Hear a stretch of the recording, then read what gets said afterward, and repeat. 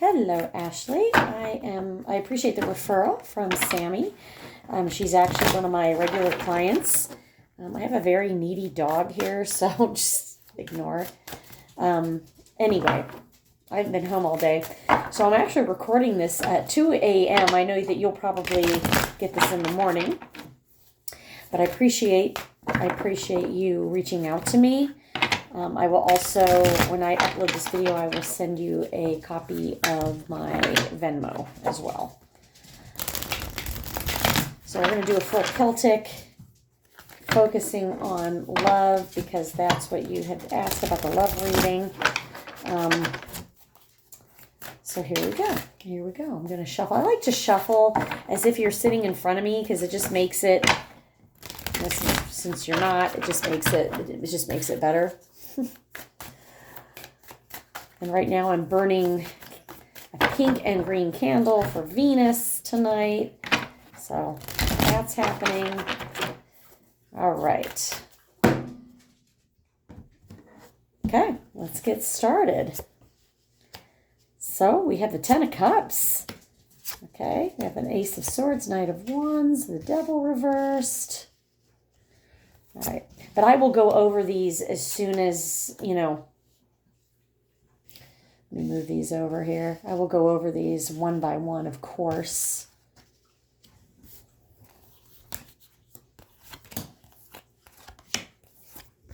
Because you can't really see.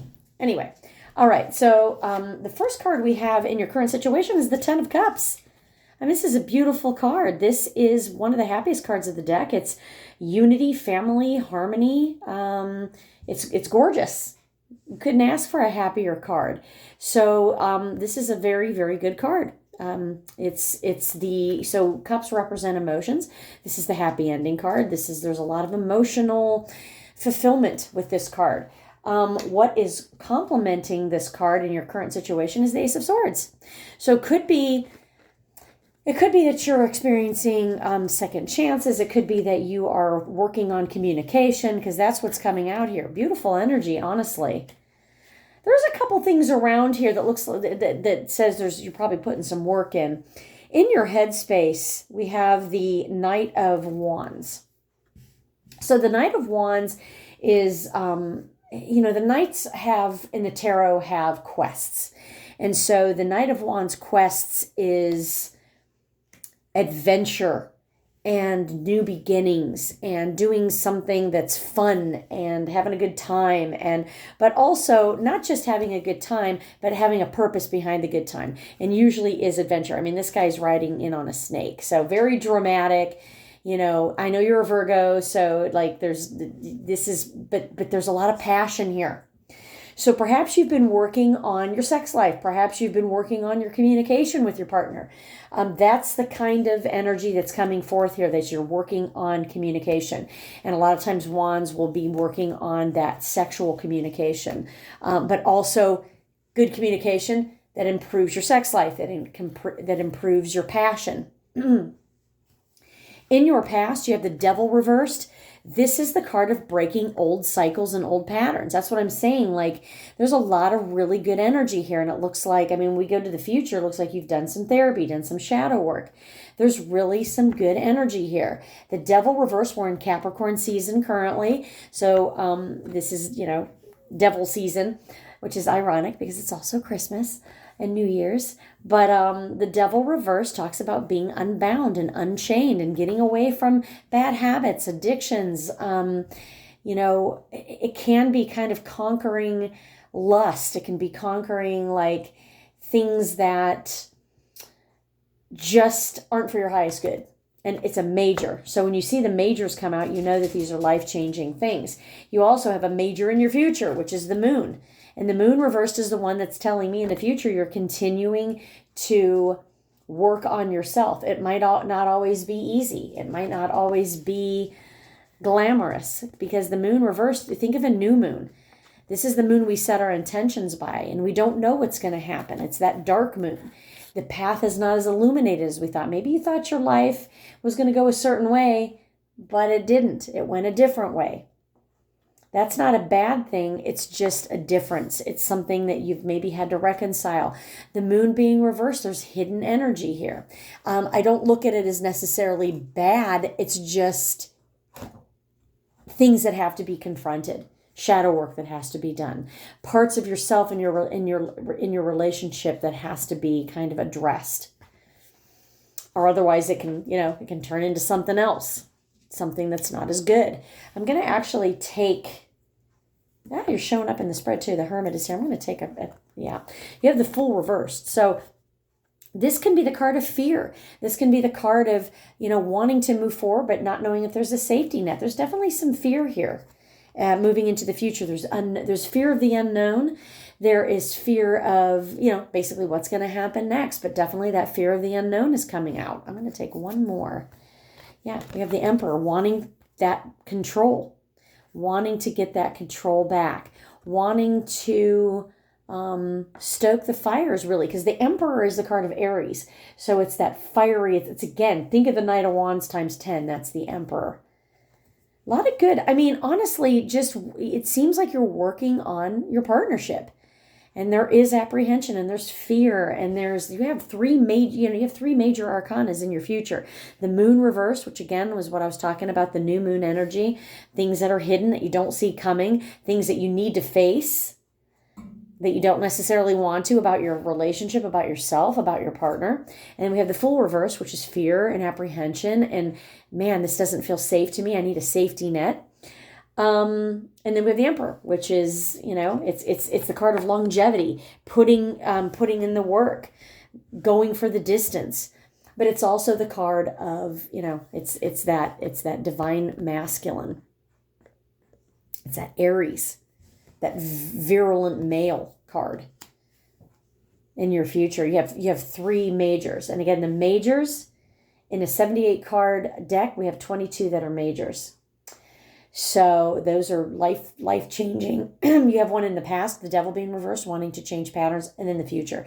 And again, with the Moon coming out as the first card, there are things that, you might be afraid to face. And the Fool is saying, yes, there's fear and apprehension here. And in the foundation for your spread, you have the Hermit. And the Hermit is the card of Virgo. But the Hermit is about going internal. The Hermit is about kind of a little bit of self-isolation, but it's also about the self-worth, the self-worth and the self-work. And it goes along with your future. But you're also showing up in the foundation for your spread. So whatever's here, you're good and solid. There might be some changes that you want to implement, but you're here for it. All right, so I'm going to go over to the advice column and see, just so we can delve in a little bit deeper, because all in all, it's a pretty good reading. How you feel about this situation? A lot of majors. You have the High Priestess. This is the card of using your intuition. And Virgos are really good with intuition. Sometimes we overthink and we talk ourselves out of things. So I'm going to take a card between the Hermit and the High Priestess. A little bridge card here. Yeah, we have an Ace of Wands. I feel really that, I don't know, and again, this is rhetorical, but with a lot of the swords and the wands and the Emperor, it feels like there needs to be some sort of reassurance, some type of reboot to the sex life. Using your intuition, your divine feminine. Even though the High Priestess and the Emperor are not necessarily a match, it's a strong connection.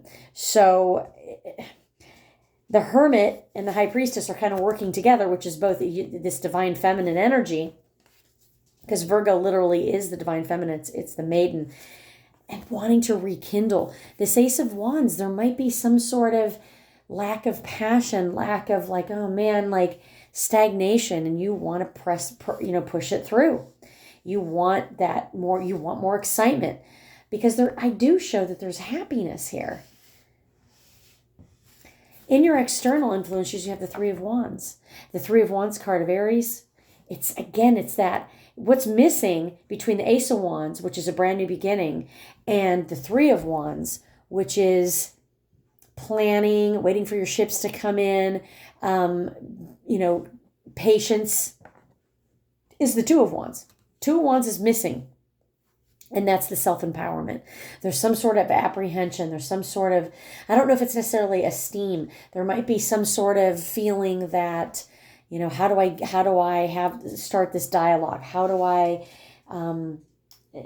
make this a more exciting? I feel there's a huge sexual component here. And again, I could be wrong, but that's the kind of energy I'm picking up on. And then in your hopes and fears, yes, we have the Seven of Swords reversed. Seven of Swords can be a fear of lying, cheating, nefarious, just dishonesty. And again, it's a fear because it's reversed.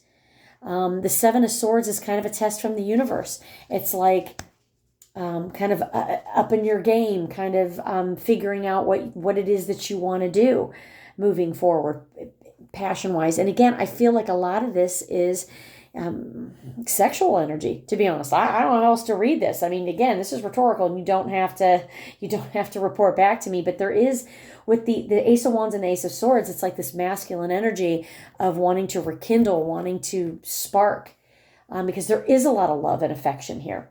And then your outcome is the Wheel of Fortune. It's the fated wheel. Now, it came out reversed, so, it's an ending and a brand new beginning. You already have two aces. But it's an ending. It's, if you are going through kind of a rough patch, this Wheel of Fortune says, hey, that rough patch is over. We want to, it's time to rekindle. I'm going to take two cards that clarify the Wheel of Fortune. Yes, Queen of Swords. Setting firm boundaries, setting parameters, open communication. Very important here, the open communication to change this Wheel of Fortune. To kind of say, okay, the rough patch is over. And then the next card we have is the Seven of Wands. The Seven of Wands came out reversed. It's taking a proactive approach with something. It is taking a proactive approach in a situation. Not being defensive, but taking the offense and saying, man, I want to do something proactive. Again, it's Wands. And Wands are all about passion. And they are sort of love cards, but it's like, what are you going to do about it? It's not necessarily feel about it, think about it. It's like, what are we going to do about it?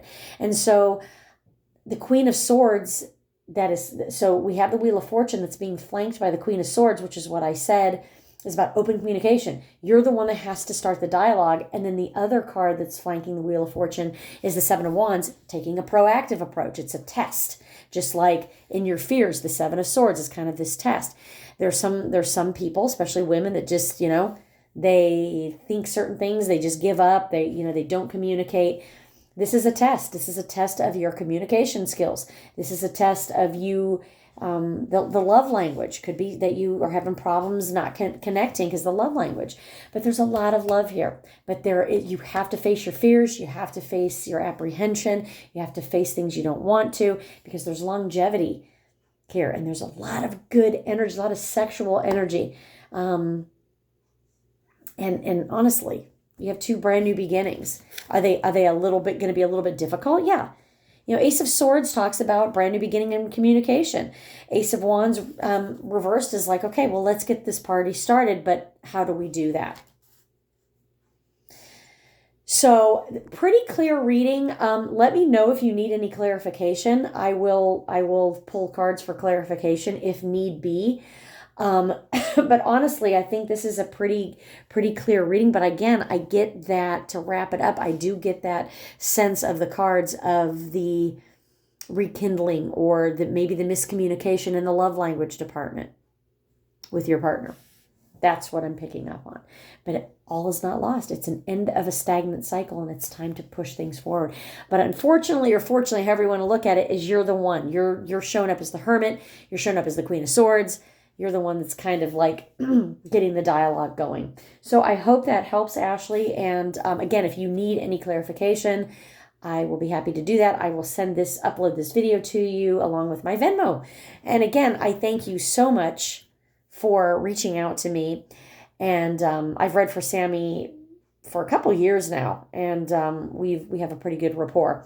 So yeah, let me know what you think. And I look forward to hearing from you.